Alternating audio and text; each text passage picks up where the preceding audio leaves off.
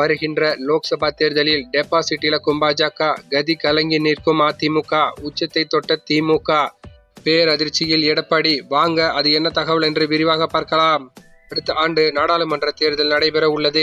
இந்நிலையில்தான் democracy times network சார்பில் தமிழகம் மற்றும் புதுச்சேரியில் நாடாளுமன்ற தேர்தல் நடந்தால் என்ன நடக்கும் என்பது குறித்து கருத்து கணிப்பு முடிவு வெளியாகியுள்ளது. இந்தியாவில் அடுத்த ஆண்டு நாடாளுமன்ற தேர்தல் நடைபெற உள்ளது. இதில் வெற்றி பெற்று மத்தியில் 3வது முறையாக ஆட்சியை பிடிக்கும் முனைப்பில் பாஜக உள்ளது. ஆனால் பாஜகவின் வெற்றிக்கு தடை போட வேண்டும் என எதிர்க்கட்சிகள் ஒன்றிணைந்துள்ளன. இந்தியா கூட்டணி என்ற பெயரில் காங்கிரஸ், திமுக, மம்தாவின் திரிணாமுல் காங்கிரஸ், கெஜ்ரிவாலின் ஆம் ஆத்மி, நிதிஷ்குமாரின் ஐக்கிய ஜனதா தளம், லாலுவின் ராஷ்டிரிய ஜனதா தளம், சரத்பவாரின் தேசியவாத காங்கிரஸ் உள்பட மொத்தம் 28 கட்சிகள் இணைந்துள்ளன. இந்தியா கூட்டணி கட்சியினர் தற்போது வரை 3 ஆலோசனைகளை கூட்டங்களை நடத்தி முடித்துள்ளனர். இந்நிலையில்தான் நடந்து முடிந்த 5 மாநில சட்டசபை தேர்தல்களில் காங்கிரஸ் தெலுங்கானாவில் வெற்றி பெற்று ஆட்சி